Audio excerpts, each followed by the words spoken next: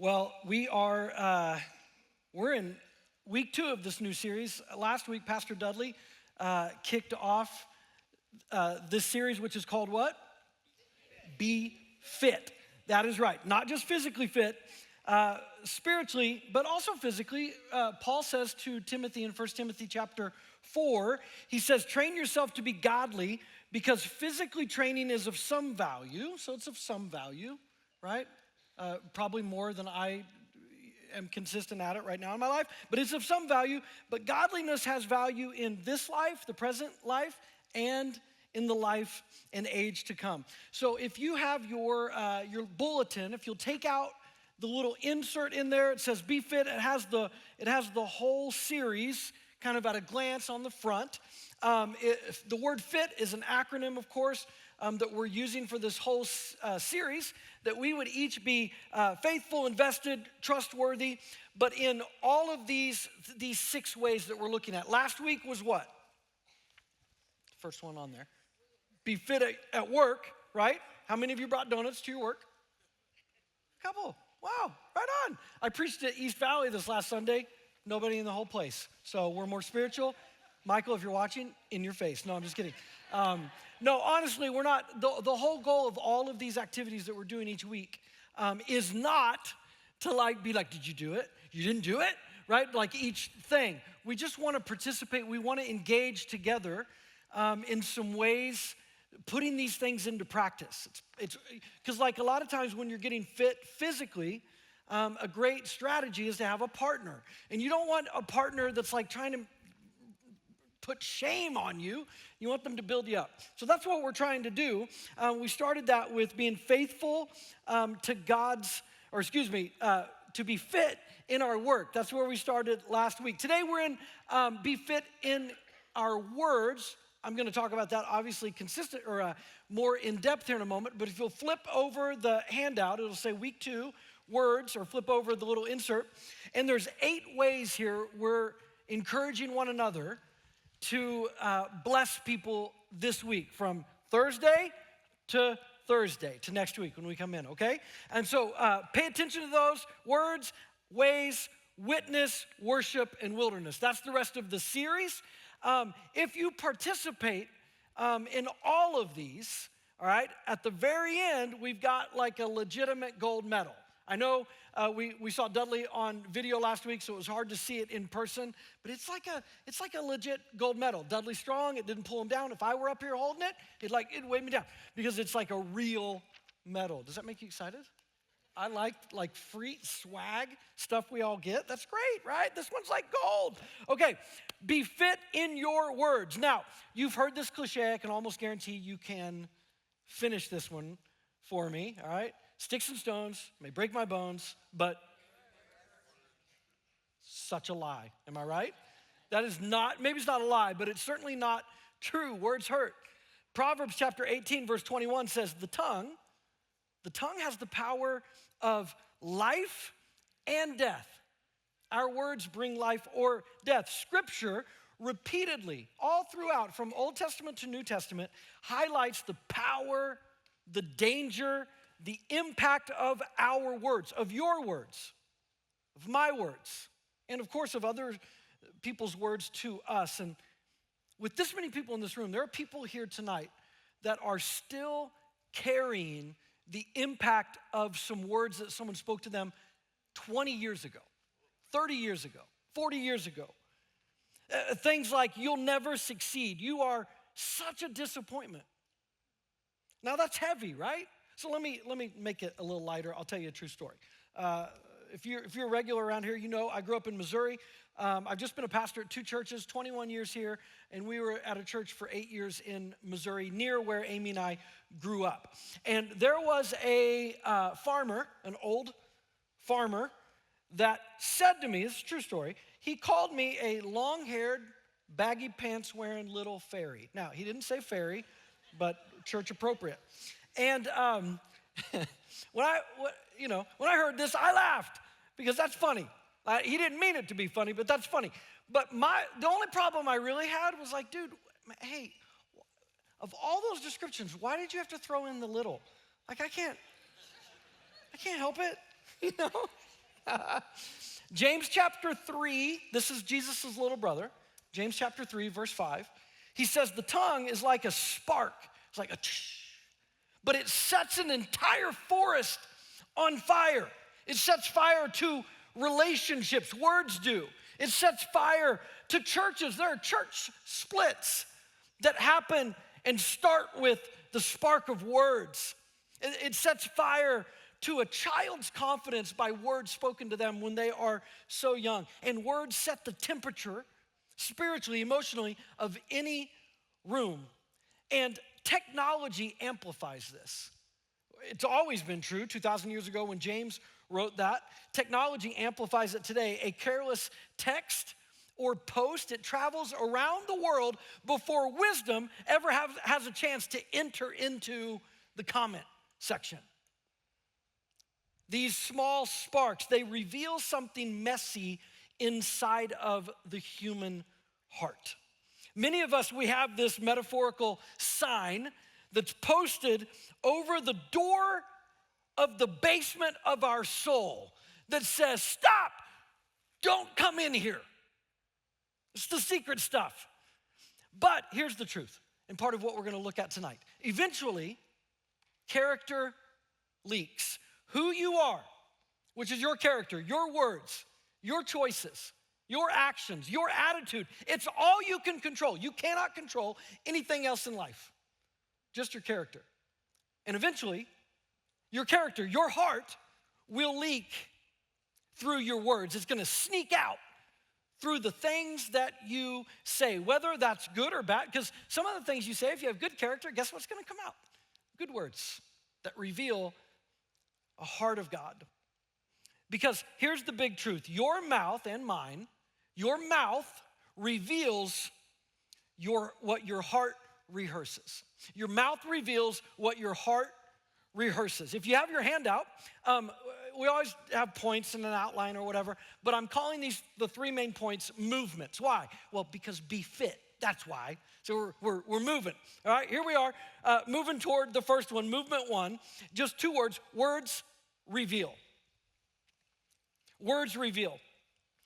Jesus gets right to the heart of it, about the heart, in Luke chapter 6. If you have a Bible or your Bible app, Luke chapter 6, Matthew, Mark, Luke, third book of the New Testament, the third of 4 biographies of Jesus' life and teachings, his death and resurrection.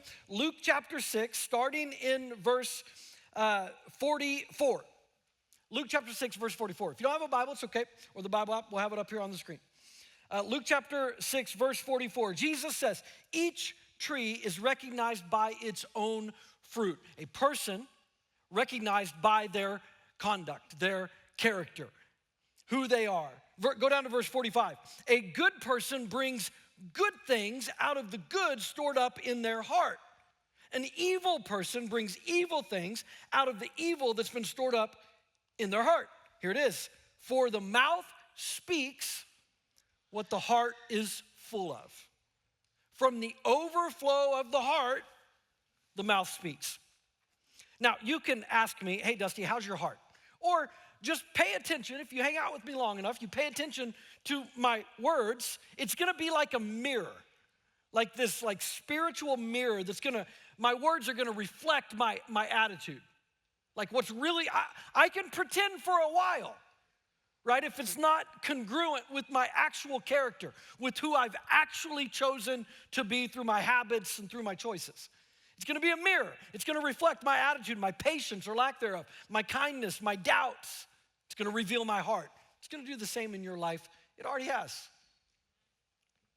God's desire here, when it comes to words, is not simply try harder. God's desire tonight is not for you to leave thinking, man, I need to be nicer. That's a good thought. It's not a bad thought. It's not the overall goal. The overall goal is not for you to leave tonight feeling like God is saying, hey, you need to say better words. It's not a bad goal. It's not a bad thing. But it's deeper than that. It's deeper than you changing your behavior or me changing the behavior of my words. It's deeper than that, because if your heart doesn't change, your words aren't going to change either. And there's a flip side to that coin. You can have great words. I've been in the church long enough to know there are people, religious people, that have great words, but they have a terrible heart. They do not have a heart for the things of God. When I was in Bible college, there was a girl from another country that we felt like, 1995, we felt like she dressed and kind of acted differently. So we made some assumptions about the country she was from. And we were at this banquet, I was at this table, and I tried to explain why she was odd.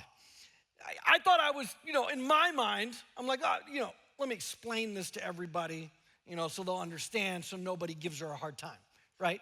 But that's not what emerged from the reality, not of what I thought, but who I actually was, that emerged from this smug comment that I made. And there was a guy at our table after I did this little explaining who hadn't talked hardly all night. I didn't know him. And he was sitting at our table, and he quietly looked up and said, in the same accent as this girl, well, that's my sister. Yeah, I wanted to disappear. My words uncovered this ugly sense of superiority in me. Proverbs chapter 15, verse 2 says, the mouth of a fool gushes folly. The Hebrew word for gush, it literally means to belch. That's what my words that night were worth. It was like a disgusting public belch that nobody needed to hear, but it revealed something about the rudeness of my heart, even in my own mind, disguising it as some kind of kindness. The good news about this moment was, in my young Christian life, is it sent me into the basement of my soul. And some of you need to go into the basement tonight of your soul. And not because of shame, but to ask, what are my words revealing about my heart? Like, here's what I think my heart is. Cool, good thoughts, right? Right on. Your assessment, we all totally evaluate ourselves completely perfectly, right? No, that's sarcasm, right? No, like, you want to know what your heart condition is like? Pay attention to the consistency of your words, what comes out, because what's inside will eventually belch out if it's bad. When we get squeezed in life, and we all get squeezed, all of us go through pressure, difficulties, circumstances, things that were from our own doing, and plenty that is just because we live in a broken world. And so when we get squeezed, our character is gonna leak. Even if we've worked really hard at being religious or being a certain way in the world that we wanna, hide things, act a certain way, pretend. It's good. You get squeezed enough, you're gonna leak. Your character is gonna leak. Whatever values, beliefs, and habits that you have rehearsed or invested into your life, that's what's gonna spill out, good or bad, when you get squeezed. The pressure in life does not create the condition of your heart. That's not how it works. That's how many of us talk. The reason I am the way I am is because of this or that person. That's definitely some information. But you hit a certain age and it's your choice. The pressure doesn't create the condition of your heart. Our words reveal the condition that's already there. That's movement one, words reveal. Movement two, words are either harmful or helpful. I want to look at 4 types of words that reveal either an unfit heart or what God's way is. Thankfully, God's word, it doesn't just expose harmful speech and where it comes from, the kind of heart it comes from. It also provides a better way for us. So here's letter A if you're taking notes. The first type of unfit. Reckless words versus God's way, which is honest words. Reckless words like lies, half-truths, manipulation, being passive-aggressive. As a kid, I ate my sister's snacks. I got some snacks at the beginning of the week. My sister got some. I was done on Monday. And so on Wednesday, I ate hers.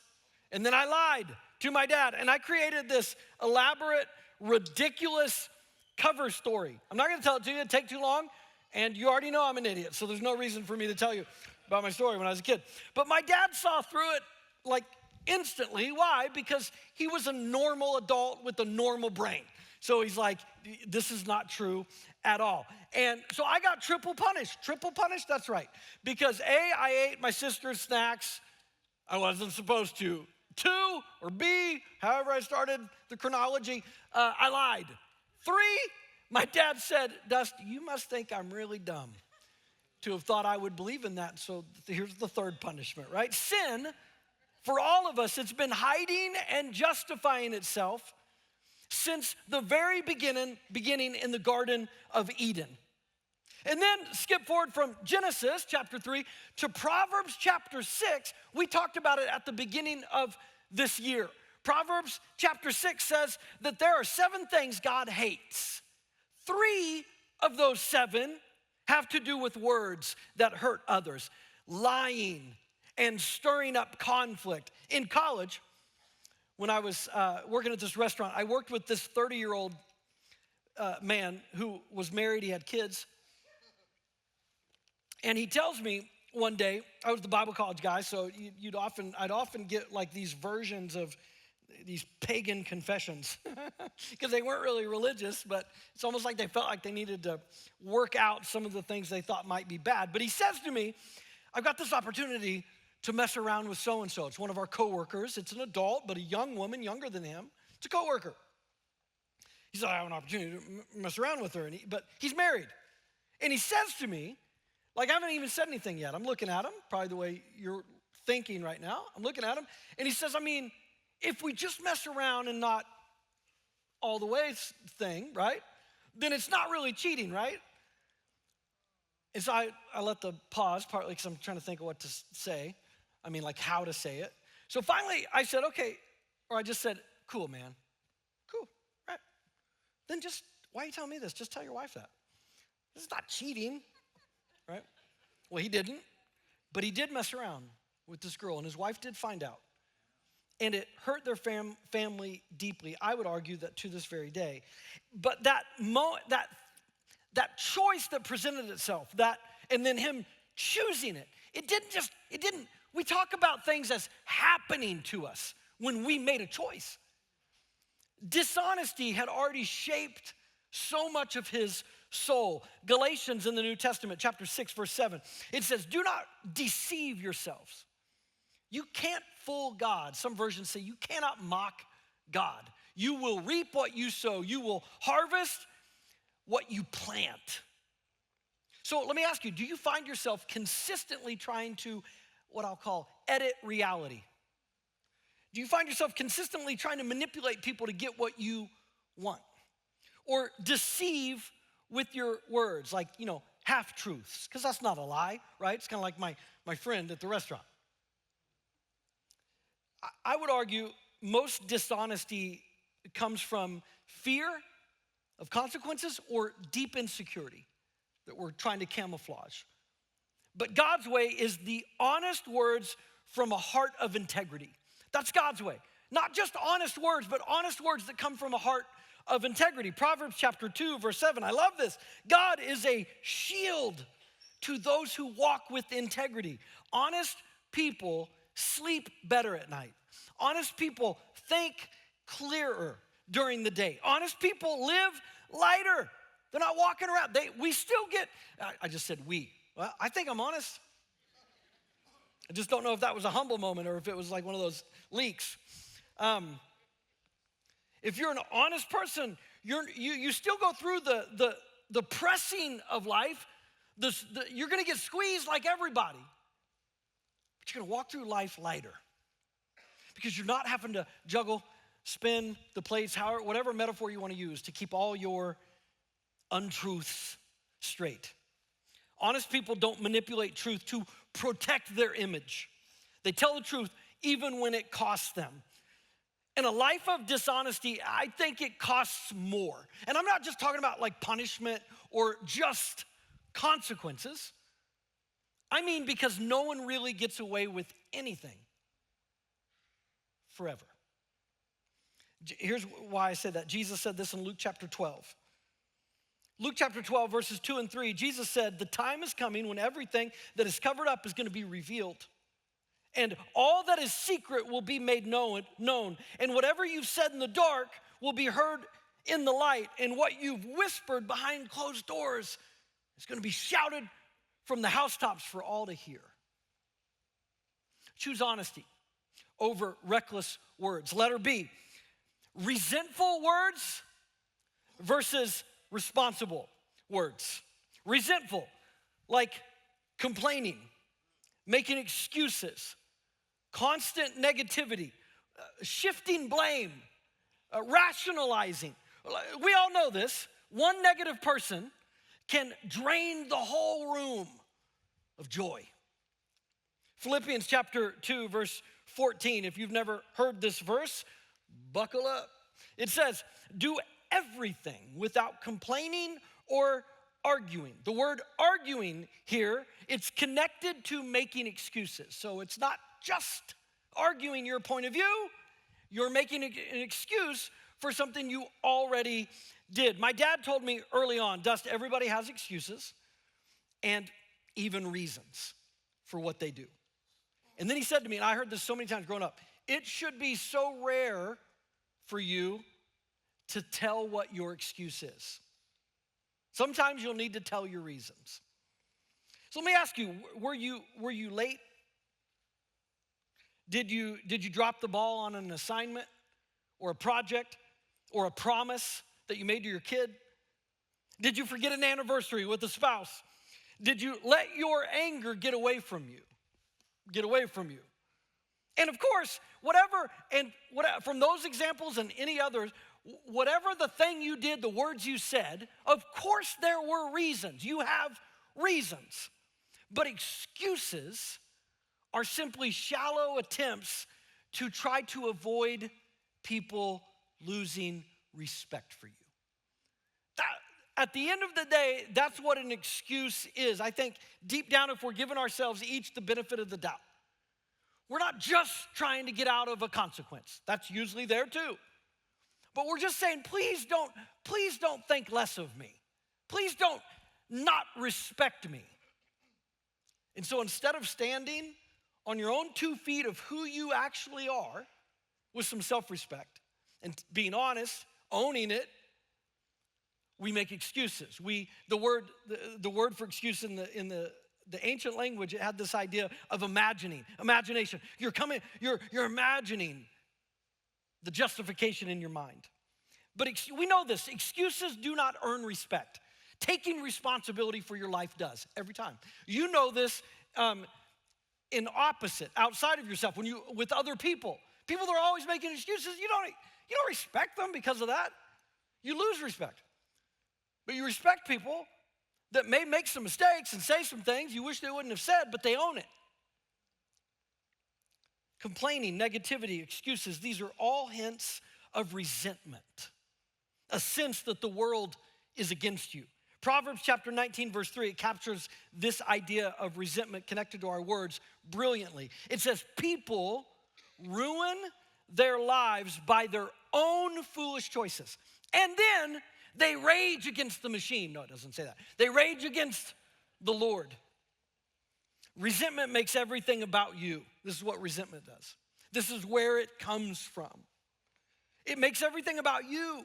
And it's clearly, and I'm not talking about having resentment one time and working that out. I'm talking about characterizing your life. Consistent resentment.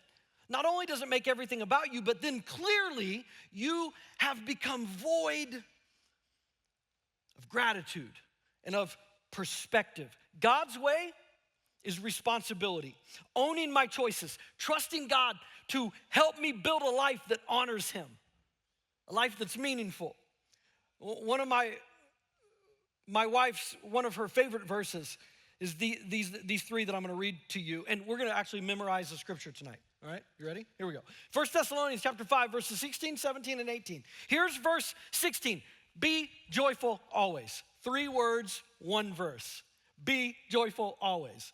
What is 1 Thessalonians chapter 5, verse 16? Dude, you show up at dinner tonight if somebody didn't come to church and you'll have to repent for, not being humble after it, but you can just be like, hey, I got a Bible verse memorized. I just memorized it at church, no big deal. What is it? Be joyful always. Where does that come from? I don't know, I can't remember, right? It's a weird Thessalonians word. Be joyful always, it says. And then just 2 words, the next verse, pray continually. Talk to God always. Obviously, it's not out loud all the time if you're doing it continually. You're being aware of the presence of God in your life. And then verse 18, give thanks in all circumstances.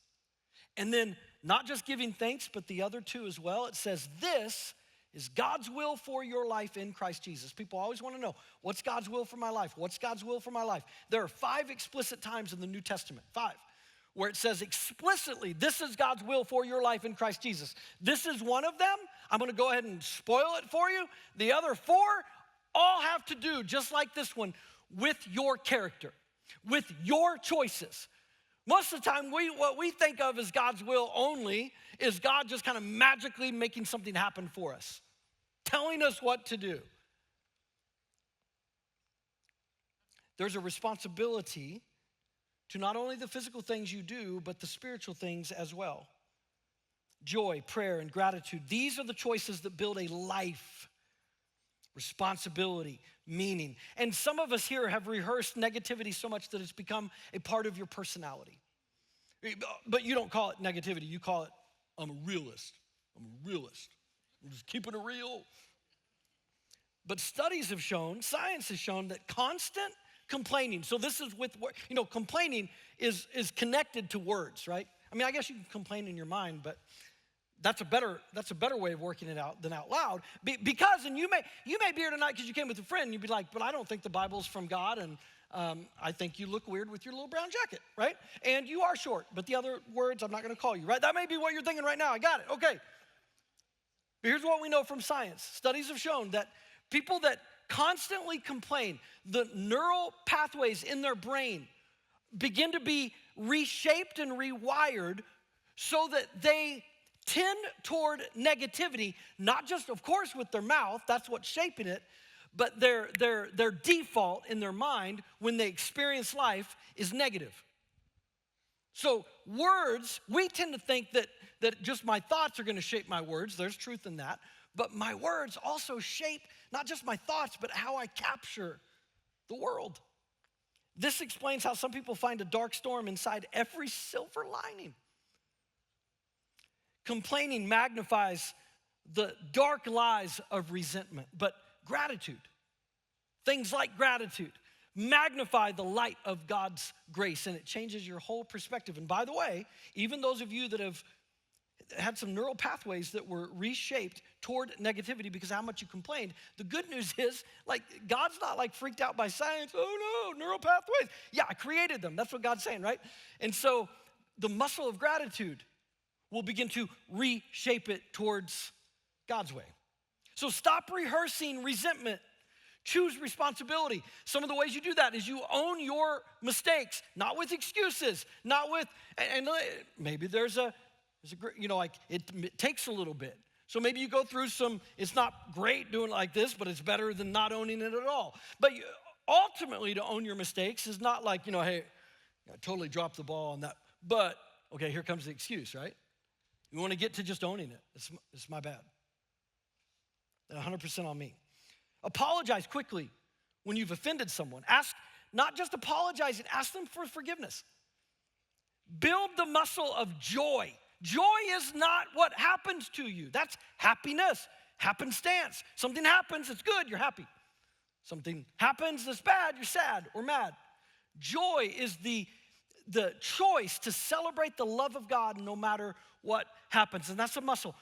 Practice, build the muscle of joy, of prayer, and of gratitude. God's way is responsibility over resentment. Letter C, reactive words versus wise words. Reactive words like bad advice, unsolicited opinions, impulsive posting online, interrupting someone when they're talking. These are examples of reactionary words, and they reveal things like pride and impatience, or a lack of humility, a lack of self-awareness, or some of us have an unhealthy desire to help people, right? And that seems like it shouldn't go together, right? Like an oxymoron. Like that, you're trying to help people, but some of us have an unhealthy desire. We want to like ride in and rescue and save and get praised and all of this. And so we're giving people advice and they didn't even ask us for advice. Proverbs chapter 18, verse 13, buckle up again, all right? A lot of buckling, all right? I have a belt on, it's here. Proverbs 18, verse 13, it says, spouting off before listening is shameful and foolish. Chapter 18, verse 2 says, fools find no pleasure in understanding. The only way you understand is by listening. Fools find no pleasure in understanding. Here it is. But they delight in airing their own opinions. I like the word airing because it's like, I've certainly done this. I get caught up in something I'm saying, and there's like people, in a conversation I'm having. But it's like I'm off over here just admiring my words, like as if I can see them. I'm airing my own opinions. And I think my favorite comedian, Brian Regan, he talks about the me monster. Me. I've certainly been that person before. Airing my own opinion with no pleasure in understanding. And that verse, that's social media in a verse. Today, everyone is suddenly a theologian and a therapist and a nutritionist and a relationship coach and not just a political expert. Everybody's a geopolitical expert. And on it goes, all because we watched or listened to 3 podcasts and we watched a TikTok video. So ask me about it, I know. But listen, you and I, we don't have to pretend to know to be helpful. And let me say this, not every silence needs to be filled. Not with a cliche or a story or anything at all sometimes. And besides, like everybody's just regurgitating and spitting out AI facts that we looked up anyway, right? It used to be that one guy who was and because they knew stuff and we're like, how does he know, man? Does he read? What's going on? Like before the internet. And now we're past the internet, and we got AI, and we're all just like, and you're just like, did you ask Chad that? So I call Chat GPT, right? Did you ask Chad? No, because they asked Perplexity, right? Listen, people need our presence more than they need our advice. I'm not saying there's never a time for advice. Certainly there is. But especially not when they didn't even ask for our advice. Wisdom is God's way. Wisdom. If you want wise words, you store up in your heart at least these 2 things. Humility and a willingness to listen so that you'll understand the other person's point of view, experience, hardship, whatever's going on in the conversation. So we're talking about words. James chapter 3, the 2 verses from James. I don't have this one on the screen, but James chapter 3, verse 13 says that wisdom is seen. He's not telling you what wisdom is. He's saying here's how it's revealed. It's seen through godly actions done with humility. What's humility? There's a lot of things we could say, but I'll define it with another scripture. Romans chapter 12, verse 3 says it's a sober judgment of yourself. You don't think too highly of yourself, but you also don't think too lowly. You have a correct estimate of who you are in the world. Humility. And then James chapter 1, verse 19, this is a famous one. This is also a reminder, this is Jesus' little brother. His dad was Joseph, his mom was Mary. You think it was hard because your older sibling was perfect. James's older brother was literally perfect. All right, here's what he said. James chapter 1, verse 19. Be quick to listen, slow to speak. I think this is an equation, by the way. If you'll be quick to listen, thank you. Slow to speak, then I think, therefore, you'll be slow to become angry. Or think of it like this, slow to react. So we're talking about reactionary words versus wise words. Here's some examples of non-reactive wise words. And you'll be able to figure out the context of what this conversation might be within the examples. But when you would respond to someone with, I'm not really sure. First of all, if you have a friend like that in your life where you ask them a question, they're like, dude, I don't know. Like you like them instead of them being like, well, actually. And they just tell you what they asked Chad, a couple nights ago. Here's another one. maybe in a little bit of a heated conversation, here's some non-reactive, wise, and I would add godly response. You know what? You may be right. But would it be okay if I shared my point of view? Or, hey, I'm so sorry that happened to you. I can only imagine what that must be like. And then, you know what you say after that? Nothing. Or, here's a good one. Some of you need, those of you that have an unhealthy desire to help, here's one.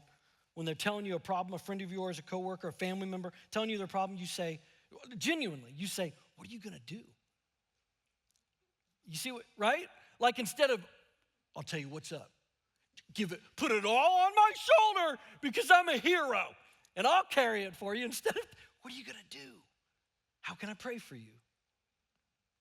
Again, don't hear me saying there's never a godly place for advice. We carry one another's burdens. That's Galatians chapter 6. But in an unhealthy desire to help, that's a word of wisdom some of you need. If godly wisdom seeks to listen and discern in genuine humility, then before you respond, before you post, or before you comment, ask yourself, is it true? Is the thing I'm gonna respond with, I'm working not to react, is it true? Okay, it might be. Now, don't hit send yet, right? Just because it's true. Then ask, is it loving? Because it might be true, but not loving. Then ask, does this reflect Jesus? As a follower of Jesus, does this reflect the teachings of Jesus, the heart of Jesus? And then, here it is. Might as well buckle up again. Is it necessary? 99.999999999. I don't have enough nines. It won't be.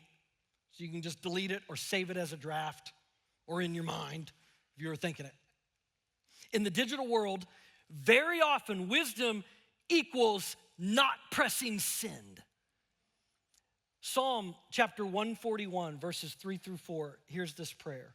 Oh Lord, help me guard my words. Don't let me drift toward evil. Don't let me share in the delicacies of those who do wrong. If you'll consistently offer this prayer or one like it, this dangerously good prayer, God may interrupt you in mid-sentence. Because you've been praying this, God help me guard my words, help me, God help me guard my words, God help me guard my words. And then you're like, and you're doing a Dusty Frizzell moment where you're like, my words are beautiful, oh my goodness, and you're talking to this person, and then you start to respond or react, and you're like, you know what? Nothing, never mind, go ahead. What were you saying, right? God may interrupt you mid-sentence. God's way is to let wisdom win. Letter D. Ruinous words versus kind words. Ruinous words like rudeness, gossip, sarcasm that belittles another person, crude humor, cruelty. Proverbs chapter 12, verse 18, the first part of it says, harsh words pierce, they cut like a sword. Listen, if I, and I really mean this, if I have to choose, it's a silly example, but just play with me here. If I had to choose between someone, not you, I know you wouldn't do this, someone saying to my wife with words in front of me, vulgar, crude something to her, and I had to experience that, see that hurt her, or the best MMA person in this room drop kicking me in the face. Give me the kick every time, right? I'll probably recover. All right, I qualified it with probably, but most likely I'm gonna heal from that. I may look weird, I may have a broken nose, it's all good. I don't have to go through watching my wife experience that. Words can be like a weapon. And while humor, I believe, is a gift from God, it can be used often as a camouflage for cruelty and obscenity. Ephesians chapter 5, verse 4 says there should be, speaking to Christians, there should be no obscenity, no foolish talk, no coarse joking.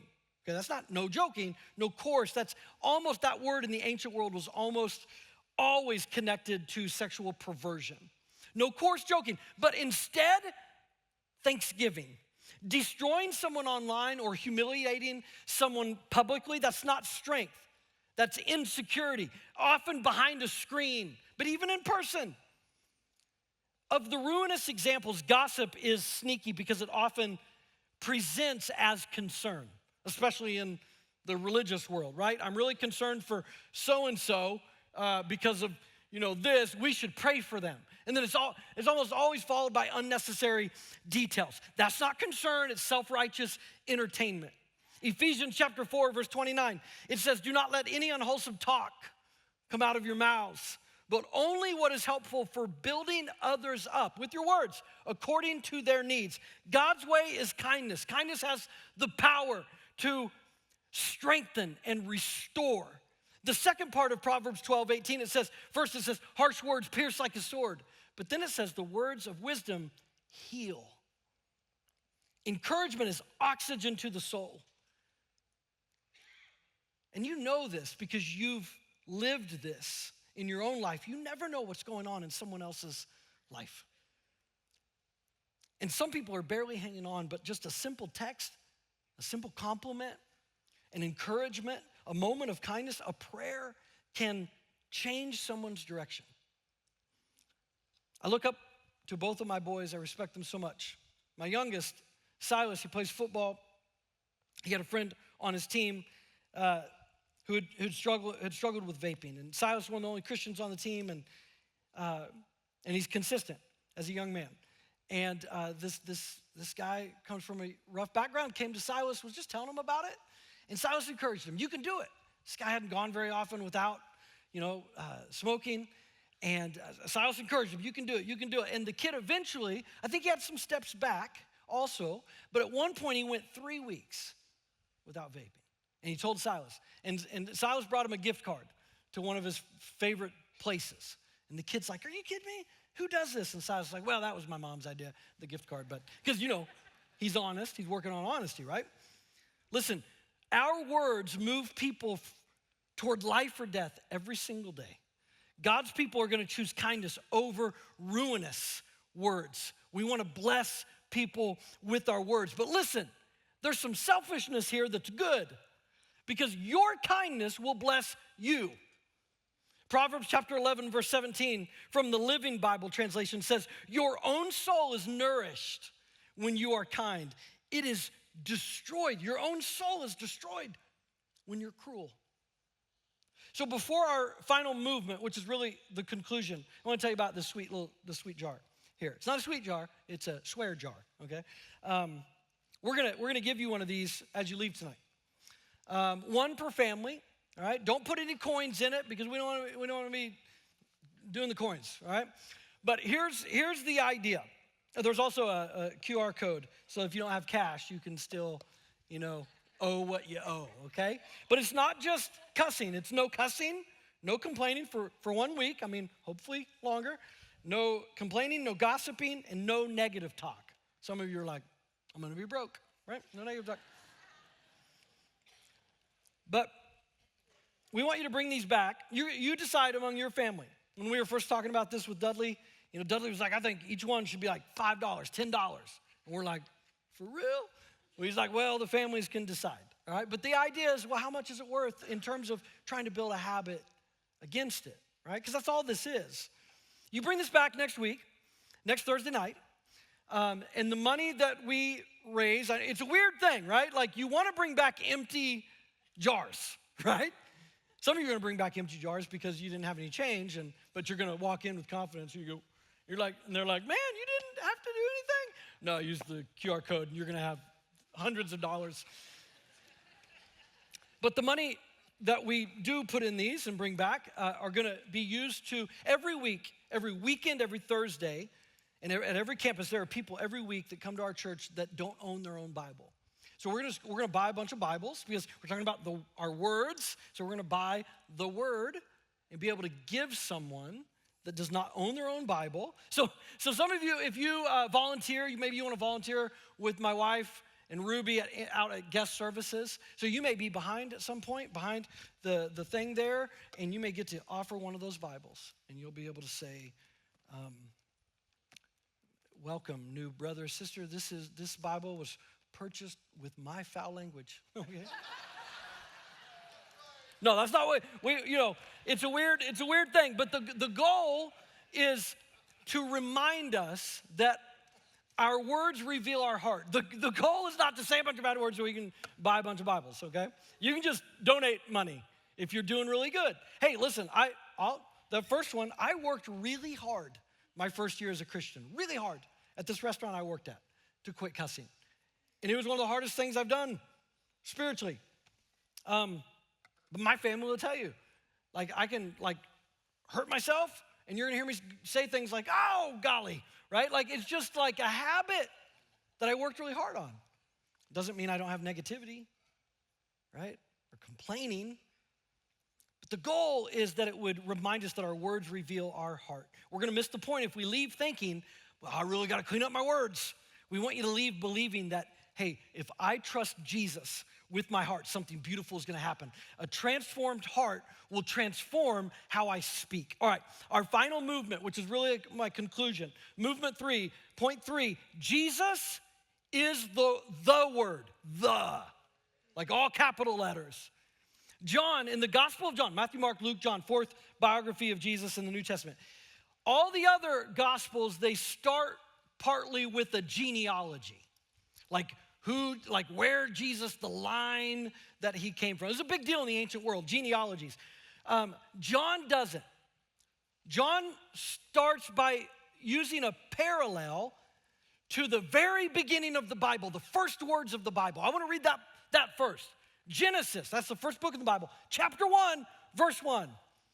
It says, in the beginning, God created the heavens and the earth. Verse 2 says, the earth was formless.